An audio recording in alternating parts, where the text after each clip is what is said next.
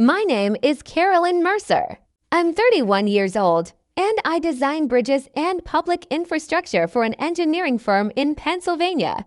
Most of my career has been about understanding pressure, how weight shifts, how foundations weaken, how structures can appear perfectly stable right before they fail. I just never imagined those lessons would apply to my own engagement. 3 months ago, I proposed to Lucas. We had been together for 4 years. Long enough that I knew his coffee order without asking. Long enough that his laugh could still find me across a crowded room. Lucas worked in marketing at a tech startup, and people loved him instantly. He had that effortless charm that made strangers feel important within minutes of meeting him. I loved that about him. Or maybe I loved what I thought it meant. I proposed at his favorite lakeside park on a cool September evening. I rented a small boat and hired a photographer to hide near the trees while the sunset turned the water gold.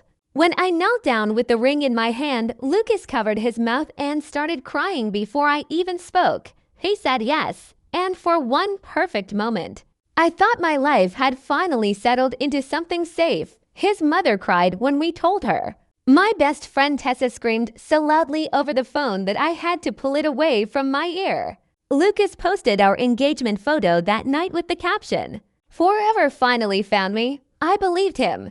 We planned the engagement party for December 7th. Lucas handled the details that made events feel magical: music, lighting, cocktails, flowers. I handled logistics, contracts, budgets, transportation, schedules. We invited around 70 people, family, friends, co-workers, people who had watched us become Carolyn and Lucas as though we were one combined identity instead of two separate people. The venue overlooked the city skyline through massive glass windows. Amber lights reflected against the dark evening outside.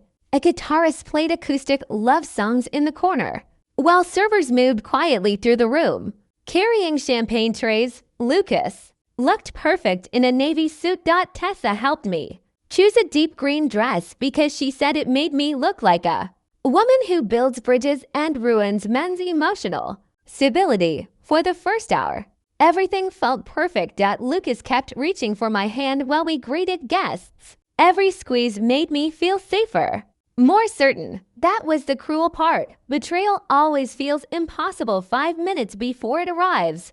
Around 7:45 p.m., I was standing near the bar talking to Tessa when the front doors opened. A woman walked in. She wasn't dressed badly. She just didn't belong there. Dark ponytail, black coat, jeans, no smile. Her eyes locked onto me immediately. Tessa stopped mid-sentence. "Do you know her?" "No." The woman crossed the room quickly, ignoring the stares that followed her. When she reached me, her hands were shaking. "Carolyn?" she asked. Yes. She held out a manila envelope. "You need to see this." Before I could ask who she was, she pressed the envelope into my hands and turned around. Then she disappeared. Tessa leaned closer. "What is that?" "I don't know," I said, but some part of me already did. I opened it. Inside were screenshots, printed messages, hotel receipts, bank records, and photographs arranged carefully like evidence prepared for trial. The first page showed texts between Lucas and a woman named Arya. At first, my brain tried to soften them, tried to explain them away. Work jokes, flirting, bad boundaries. Then I kept reading. The messages became explicit. Hotel plans. Descriptions of nights together, conversations that stretched back for months. The second page listed recurring hotel charges at a place 20 minutes outside the city, Thursdays from noon to 3. Oh, single quotes clock. Thursdays. The same Thursdays Lucas always claimed he had strategy meetings. The third page was a photo of them sitting outside a cafe together. Arya's hand rested on top of his. Lucas looked at her with a softness I thought belonged to me. The timestamp was from 2 weeks earlier. The same night he told me he'd be working late. The room around me disappeared. Music still played. People still laughed. Glasses still clinked together somewhere behind me. But my world had narrowed into paper, ink, and the sound of my own breathing. Lucas noticed my face from across the room. He walked toward me quickly. Carolyn, what's wrong?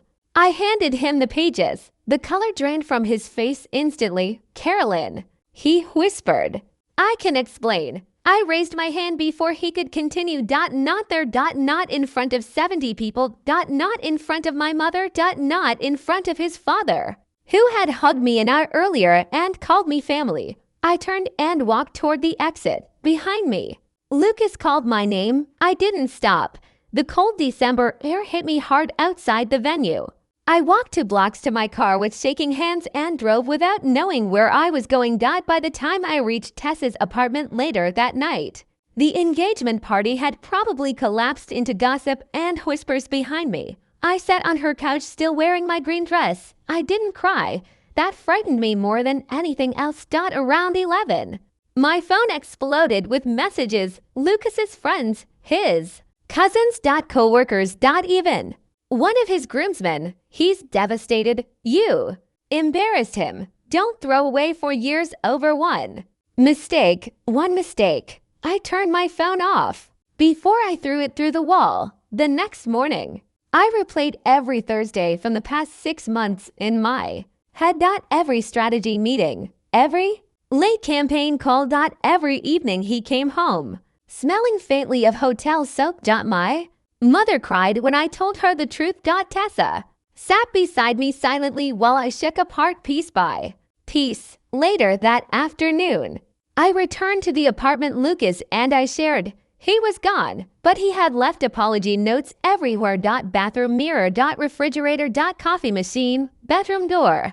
I packed my clothes, my documents, my laptop, and the watch my grandfather left me. Before leaving, I placed my key on the counter beside one final note. I need space. Do not contact me. 5 days later, I received a call from an unknown number. Carolyn, a woman asked nervously. Yes, my name is Maya. I'm the one who gave you the envelope. I sat upright immediately. Who are you? I work with Lucas and Arya. She explained everything carefully. Arya had once been her friend.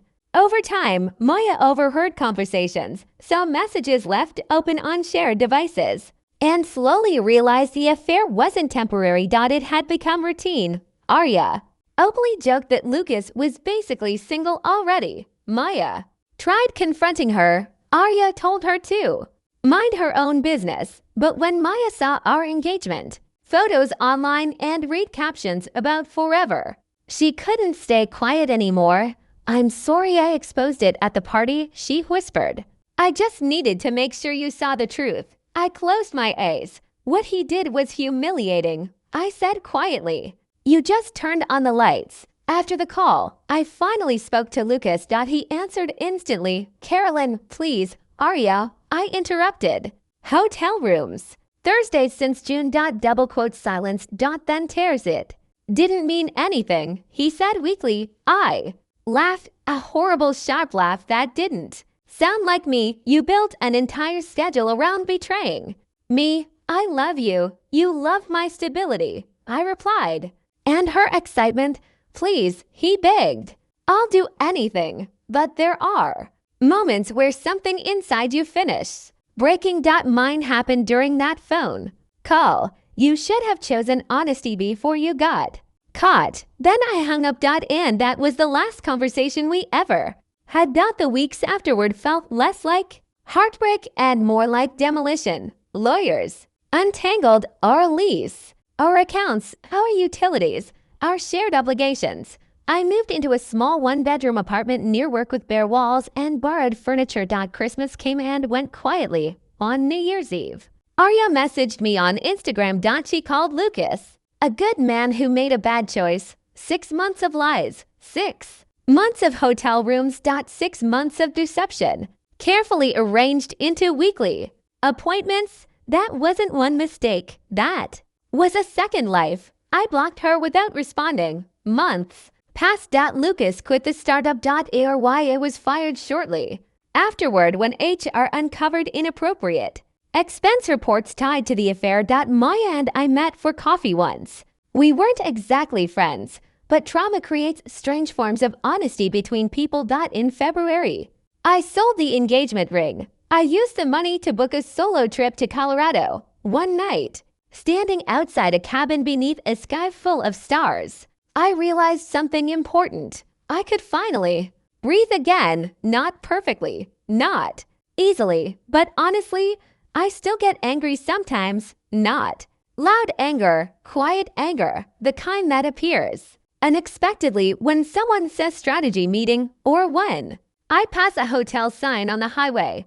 Betrayal changes memory. It turns ordinary moments into evidence, but I'm healing. Therapy helps. Time helps. Distance helps. Dr. Harrison, my therapist, once told me something that stayed with me. Recovery isn't about pretending it didn't matter. It's about learning that what happened to you does not define what you deserve next. I'm trying to believe that people ask if I'll forgive Lucas someday. Maybe. Forgiveness is just another structure that takes time to build safely. But right now, I'm more interested in rebuilding myself. I regret ignoring the signs. The face down phone. The sudden cologne. The Thursday meetings. The emotional distance I explained away because love makes people generous with denial. But I do not regret leaving that night at the engagement party. I could have stayed. I could have begged for explanations while 70 people watched. I could have let him cry his way into becoming the victim. Instead, I chose the door. I chose myself before I even understood how badly I would need to. I am Carolyn Mercer. I'm 31 years old. I build bridges for a living, but I'm finally learning that not every broken thing is meant to be repaired. Some